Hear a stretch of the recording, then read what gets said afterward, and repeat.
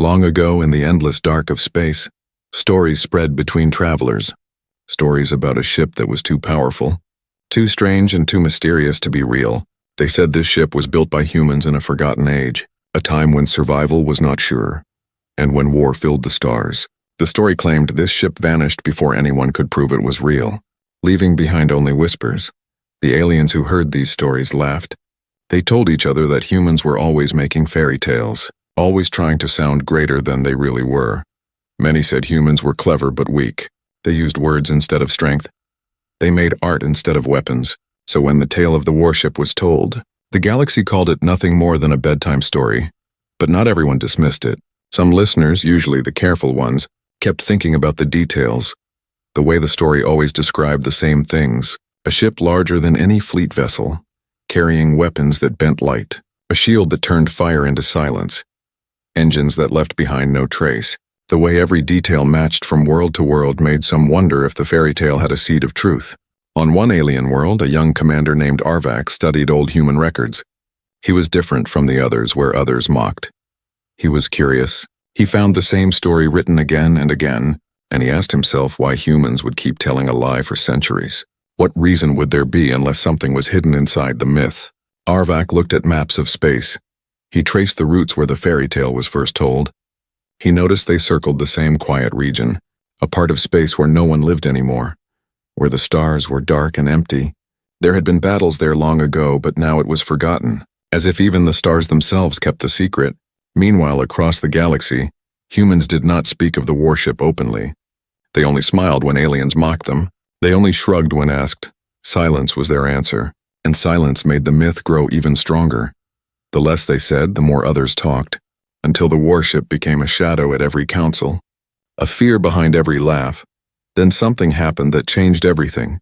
Deep sensors at the edge of alien space picked up strange signals. Not natural, not random. The patterns were sharp, like footsteps in the dark. At first the scientists thought it was just noise, but the signals repeated. They matched old human codes, codes no one had seen in living memory. Whispers began again. Could it be the ship? No one wanted to believe, but no one could look away. Fleets were sent to watch the region. Scanners searched, eyes stared into the black, waiting for something that might not even exist, but in the silence of deep space, waiting was worse than war. Arvak felt the tension rising. He remembered the old lines from the story. The warship appears when humans are threatened. It comes out of silence like a ghost. It speaks only once. It vanishes again. He wondered if the signals were the first warning. He wondered if the fairy tale was not just a human myth, but a human promise. The galaxy laughed less now. Because laughter could not hide fear, ships vanished sometimes in the empty sector. Traders swore they saw a shadow larger than any fleet ship. Strange echoes of human radio voices were heard. Voices that seemed too old to be alive. Fear spread, but no one admitted it, and then, one cold night in the void, a fleet patrol caught sight of something impossible. A shape far in the distance, darker than space itself. A giant shadow that swallowed starlight. The instruments could not measure it. The scanners refused to read it. The crew sat in silence as the fairy tale became real before their eyes. For centuries, the warship had been only a story. A joke. A tale for firesides and late-night gatherings. Now it was something else. It was a shadow in the dark. Waiting, watching, patient as the stars. The fairy tale had returned, and the galaxy would never laugh again. The legend nobody believed was no longer a legend. It was alive, and it was watching, and for the first time in generations, the galaxy began to fear the silence of humanity. Because silence was never empty. Silence was the sound before the storm. Silence was the promise of something waiting to wake.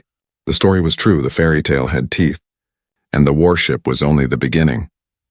The alien fleet moved slowly through the dark, engines humming with a low sound that made the crew uneasy. They were sent to investigate the strange signals. Signals that felt too close to human codes. Some of the younger officers laughed nervously, saying it was just old noise, just broken waves bouncing in space.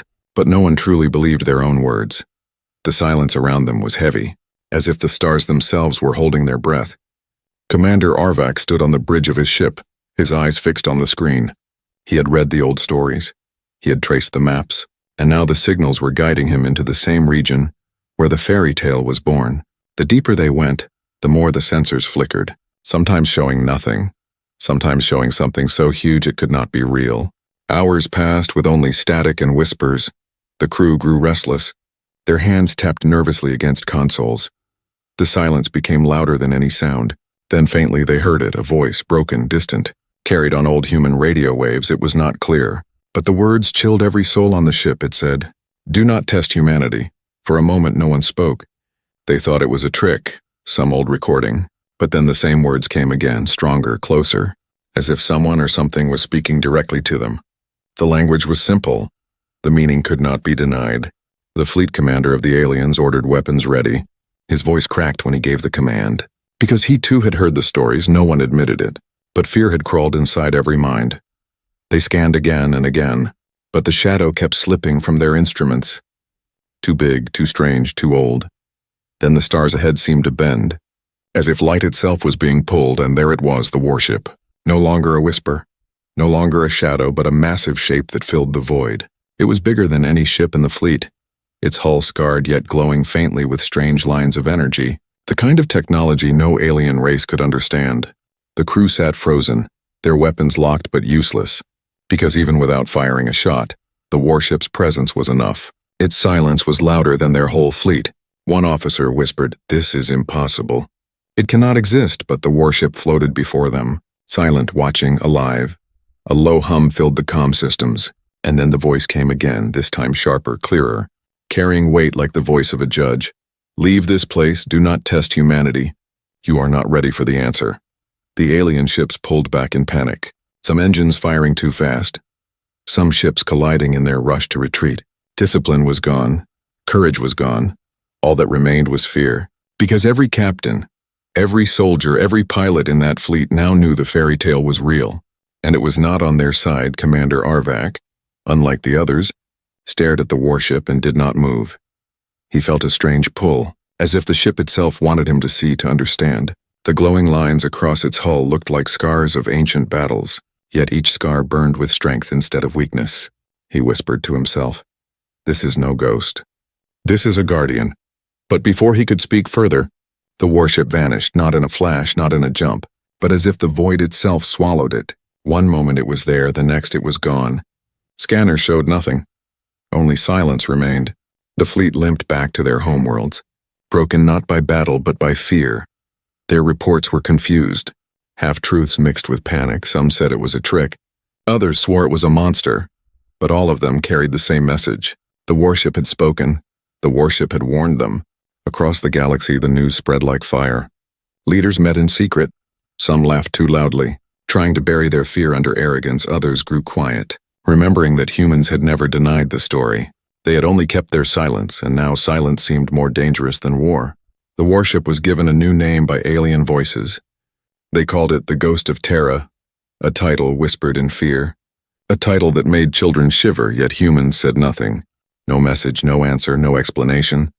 But Arvak could not let it rest. He replayed the recordings again and again. The way the voice said the words, it was not human. Not exactly, there was something deeper in it. Something like a machine. Something like a spirit. He felt it in his bones that the warship was not only a ship, it was alive. The galaxy moved uneasily. Fleets doubled their patrols. Scouts vanished near the silent sector. Traders told stories of shadows following them. Every new rumor fed the fear, and fear fed the legend. What began as a fairy tale had stepped out of story and into reality. It had spoken. It had shown itself. And it had vanished again, leaving behind only one truth. Humanity's silence was not weakness. Humanity's silence was warning. And now the galaxy waited in fear, waited in doubt. Because once a fairy tale comes alive, it never truly disappears. It waits, watching, hidden in the stars, ready to return when the time is right. The fairy tale was no longer a tale. It was a shadow that could strike at any moment, and every race in the galaxy now lived under its silence. Fear does not need battles to spread. It only needs silence, and the galaxy now lived under that silence. The warship had shown itself for a brief moment, and then it had vanished into the dark again. No wrecks, no trails, no answers. Only a memory of its size, its voice, and its warning. Every captain who saw it carried the same nightmare in their eyes. Rumors moved faster than ships in markets and bars and quiet homes. Whispers told of a shadow ship larger than fleets, a monster older than the stars. Aliens who once laughed at the human story now lowered their voices whenever the name was spoken. They called it the Ghost of Terra, as if giving it a name might keep it far away. But names do not protect against shadows. They only remind you that the shadow is real. In the grand halls of alien councils, leaders argued. Some shouted that it was human trickery, a projection, a clever illusion meant to frighten them. Others said no illusion could shake entire fleets, no trick could silence thousands of soldiers at once, no lie could speak in that terrible voice that felt like judgment. Their debates grew heated, but behind every argument there was fear. The humans strangely said nothing. Ambassadors sat in silence when asked. They smiled politely. They offered no denial and no confirmation. Silence was their shield. Silence was their answer. And that answer was worse than words because words can be challenged. But silence leaves you alone with your thoughts, and thoughts are far more dangerous. Commander Arvak became a name spoken among both the curious and the fearful. He was the one who saw the ship and did not flee. He was the one who brought back the clearest recording of the voice when asked what he believed. He gave only one answer. It is not a ghost. It is a guardian. His calm words disturbed many, because if it was a guardian, then what was it guarding? And who decided when it would wake? Merchants avoided the silent sector. Patrols doubled at the borders. But ships still vanished, sometimes whole convoys. The survivors who escaped told strange stories, shadows following them, voices echoing in broken radio waves. Sometimes they said they saw glowing lines in the dark. Like eyes watching, no one could prove it. But no one wanted to test it either. Children in alien schools whispered the story like a dare. They said if you repeated the human fairy tale 3 times, the ghost of Terra would appear. Some laughed nervously, but others refused to say the words at all. The story had escaped control. It lived now in every corner, in every fearful heart. Alien scientists worked day and night to explain it. They pointed to sensor errors, to gravitational tricks, to human deception. But when asked if they would travel into the silent sector themselves, their voices grew quiet. Explanations may calm the mind, but fear still rules the heart. And the heart knows when a predator is near. The balance of the galaxy began to shift. Alliances that once ignored humanity started watching them carefully. Fleets quietly repositioned, as if preparing for a threat no one admitted aloud. Yet humanity remained calm. They lived as if nothing had happened. They traded, they worked, they sang, they built, as if the warship was not even real. And that calmness was the most terrifying sign of all, because if the ghost of Terra was real, and humans were unafraid, then it meant they trusted it. It meant they had control of it. And that thought shook every empire in one secret meeting. A council leader slammed his hand against the table and shouted, "If the humans truly hold this weapon, then they can destroy us all whenever they wish. They hide it as a myth so we laugh, and when the day comes, we will not be ready." His words echoed through the chamber, but no one could argue because fear had already answered for them. Still, others whispered another theory, one even more frightening. What if the humans did not control the warship? What if it controlled itself? What if it was older than humanity, built in some forgotten age, and humans simply carried its legend forward? If that was true, then the galaxy was not dealing with a human secret, but with something far older and far more dangerous. Arvak alone continued to study. Late at night he played the recording again. The words "do not test humanity" were burned into his mind. He slowed the voice. He examined the frequencies, and he swore he could hear something inside the words. Layers of sound, a machine and a mind. Not one voice but many, as if the ship itself was speaking with the echoes of every battle it had ever fought. Outside, fear grew heavier. Fleets grew larger. Weapons projects doubled. But even the strongest empires could not shake the silence that stretched across the stars. The silence of humanity. The silence of the warship. The silence of the fairy tale that was no longer a tale. In every council, in every private meeting, in every hidden thought, the same question repeated. If the ghost of Terra was real, when would it return? And what would it bring with it? The galaxy was laughing no more. The fairy tale had become truth, and truth had become fear. And fear is the strongest weapon of all. The empire that mocked fear the loudest was the first to test it. They were proud. They were arrogant. They believed themselves stronger than any myth. Their fleets were vast, their soldiers many, and their leaders laughed at the whispers of the ghost of Terra. They called the humans weak storytellers hiding behind silence. They called the warship nothing more than a trick of shadows. They declared to the galaxy that they would expose the lie. Their target was a single human colony. Small, peaceful, far from Earth, the colony had no fleet to guard it. Only trade ships and farmers living under the sky of a quiet world.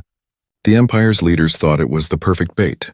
If the warship was real, it would come, and if it did not come, then the myth would finally be broken. Either way, they planned to show their strength. The day came, and the Empire's fleet arrived in orbit. Hundreds of ships, weapons glowing, their voices broadcast across the stars, mocking, taunting, daring the humans to send their fairy tale ship in the colony below. Children cried, families huddled together. They had no defense.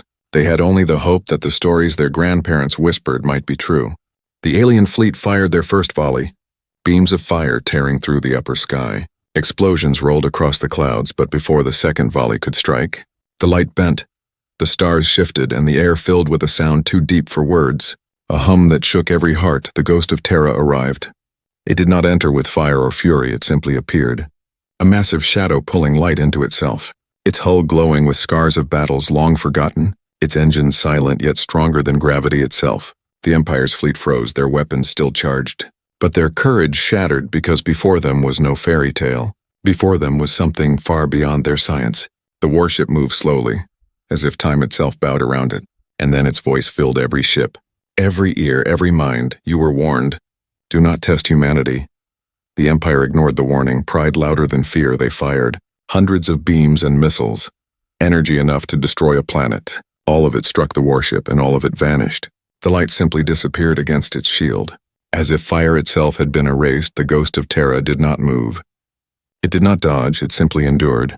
Then the warship answered, not with a storm of fire, not with endless barrages, but with silence. A single pulse of energy spread from its hull, invisible at first, then bright as a star. The Empire ships lit up one by one, their engines shut down, their weapons melted, their hulls cracked apart as if they were made of glass. In less than a minute, half the fleet was gone. Panic spread like wildfire. Some ships tried to run, some tried to fight, but none could escape. Another pulse came, softer this time, yet deadly. More ships vanished, broken into silence. The survivors screamed across the comm channels, voices filled with terror. It's not a ship. It's a monster. It's a god. It cannot be stopped. On the colony below, the people watched the sky turn from fire to silence. They saw their would-be destroyers vanish, and they knew the fairy tale was true. Children pointed at the shadow in the clouds. Elders bowed their heads, and humanity said nothing, only watching as their guardian drifted in silence. Commander Arvak, far away, received the reports. He listened to the screams of the fleeing soldiers. He read the words written in fear, and he knew this was not just a warning. This was a demonstration. The warship was not here to conquer, not here to claim power. It was here to protect, and it protected with a strength no empire could match. The Empire's leaders tried to twist the story. They claimed technical failure, they claimed sabotage, they claimed anything but truth. But their soldiers knew better. Their people whispered the name Ghost of Terra with trembling lips. They knew they had been broken not by lies, not by tricks, but by a ship that should not exist. The galaxy watched in silence, every empire, every world, every council. The message was clear. Humanity had a guardian, and that guardian was stronger than fleets, stronger than pride, stronger than fear itself. When the last of the Empire's surviving ships limped home, they carried the final message. Burned into their comms, words simple, words clear. Do not test humanity again. The colony was safe, untouched, saved not by armies, not by alliances, but by the fairy tale made real. The ghost of Terra vanished once more into the void, leaving behind no trace, no answer, only silence. And silence is the loudest warning of all. For centuries, the warship had been a whisper, a shadow, a story too wild to be true. But now the galaxy had seen its fire. Fleets had fallen, empires had bent, and still no one understood what it truly was. Questions spread faster than answers. Who built it? How did it survive? Why did it return only when humanity was in danger? The galaxy guessed, but the humans remained silent. They did not speak in councils. They did not boast in markets. They did not claim the warship as their own. They lived quietly, while the rest of the stars shook in fear. But silence itself was an answer. Silence told the galaxy that humans knew more than they admitted. Commander Arvak could not let the mystery rest. Night after night he studied the recordings. He slowed the voice.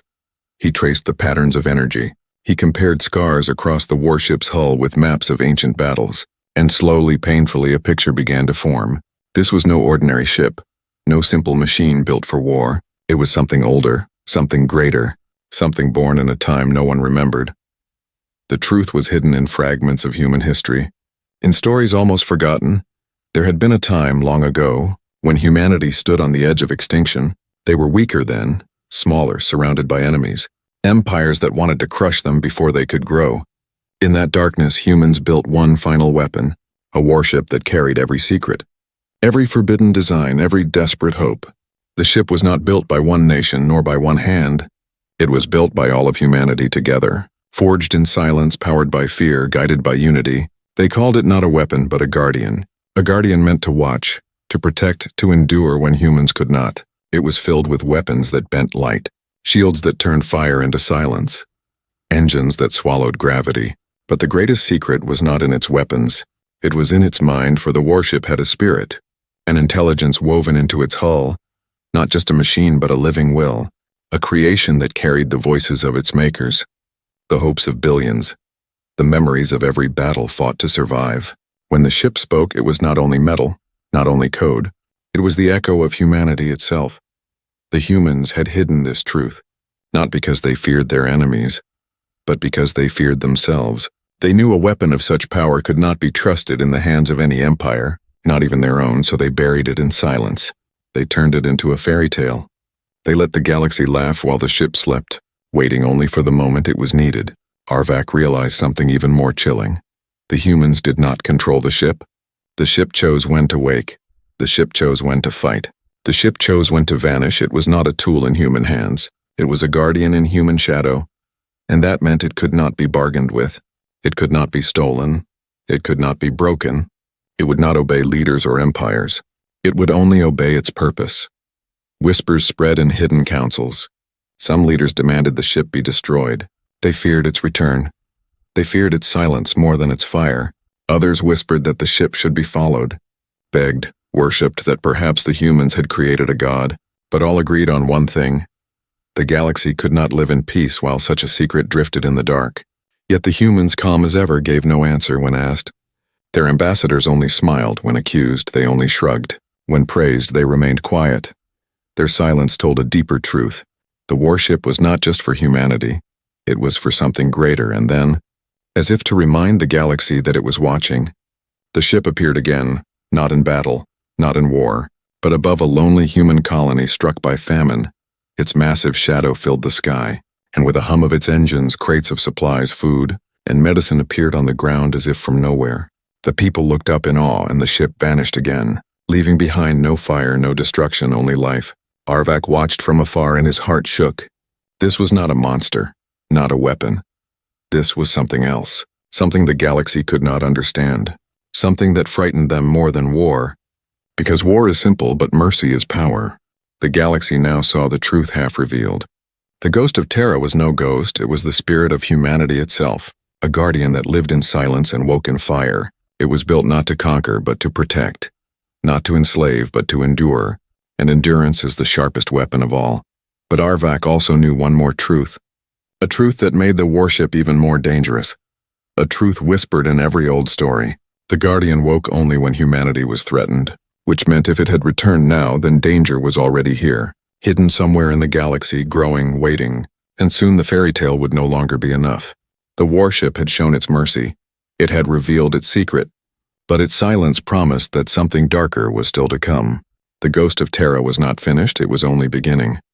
The galaxy could not remain silent anymore. The ghost of Terra had shown its fire. It had shown its mercy. And both were more terrifying than any empire's weapons. Councils gathered in secret. Leaders argued until their voices broke. Some begged humanity to unleash the guardian as a shield for all. Others demanded it be destroyed before it grew beyond anyone's control. Fear turned allies into rivals, and silence into suspicion. Humanity itself was divided on Earth, on Mars. On distant colonies, voices rose. Some called the warship a blessing, the last gift of their ancestors, a guardian that had kept them alive when the galaxy wished them dead. They said it should remain awake, guiding humanity into a safer future, but others feared it. They remembered that the ship was built in desperation, forged in darkness, filled with weapons humans had sworn never to use again. They whispered that trusting it was no different than trusting a storm to protect your home. Ambassadors stood in council halls with calm faces, but behind them the debate raged. Should they admit the truth? Should they reveal the ship's secret? Or should they keep silence as they always had? Silence was safety. Silence kept the galaxy guessing. But now silence was also danger. Because suspicion breeds war. Commander Arvak, far from home, listened to every rumor. He saw fear spreading faster than fleets. He read reports of new weapons being tested by empires desperate to match the warship. But he also read messages from human colonies, quiet voices telling of how the Guardian appeared not only in battle, but in moments of need. Stories of famine ended, disasters healed, lives saved, always without a word, always without a trace. To Arvak it was clear the ship was not only a weapon, it was a choice, a test, a mirror held up to humanity and to the galaxy. Its silence asked one question: will you trust me or will you fear me? But the galaxy is never patient, and fear never waits. Fleets began to move again, not against the humans directly, but around them, watching, circling, as if trying to cage a shadow. In hidden chambers, spies whispered plans, some to capture the ship, some to destroy it, none realizing that no one could touch what did not wish to be touched. On Earth, the debate reached its peak. One voice shouted in the great chamber, "If we claim the warship as our own, the galaxy will unite to destroy us. If we deny it, they will call us liars. If we stay silent, they will drown in fear. There is no safe path, only choice." Silence followed those words, heavy and long because every soul knew it was true. And then something happened that shook every world. The ghost of Terra moved, not in battle, not in secrecy, but openly. It drifted into the center of neutral space. Where no empire had control, it did not fire. It did not hide, it simply waited, massive and silent, like a judge calling the galaxy to witness. Fleets from dozens of empires raced to surround it, weapons armed, voices trembling. Humanity sent no orders, no explanations. It was as if the ship had chosen this moment for itself, as if it were no longer waiting for permission. Then the voice came, stronger than ever, not only to one fleet but to every world, every ship, every colony, every empire. It spoke into the mind of the galaxy. "You fight over fear, you speak of control, but I was not built for your empires, I was built for their survival." And in that moment, every mind knew who they were: humanity, the fragile race that should have perished long ago. Some empires raged at the words, shouting that no machine could dictate their future. Others fell silent, unable to answer, because deep inside they knew the truth. The warship had not saved only humans. Its mercy had stretched across borders. Its silence had spared fleets that could have been destroyed. Its warning had given the galaxy time to think. But mercy is not enough to calm fear, and fear is not enough to silence pride. One empire's admiral broke the fragile stillness, ordering his fleet to fire, to strike the warship down before it grew stronger. Beams of fire and waves of missiles streaked across space, bright as falling stars. The warship did not move, it did not shield. It did not answer with fire. Instead, its voice came again. Humanity must choose, not me.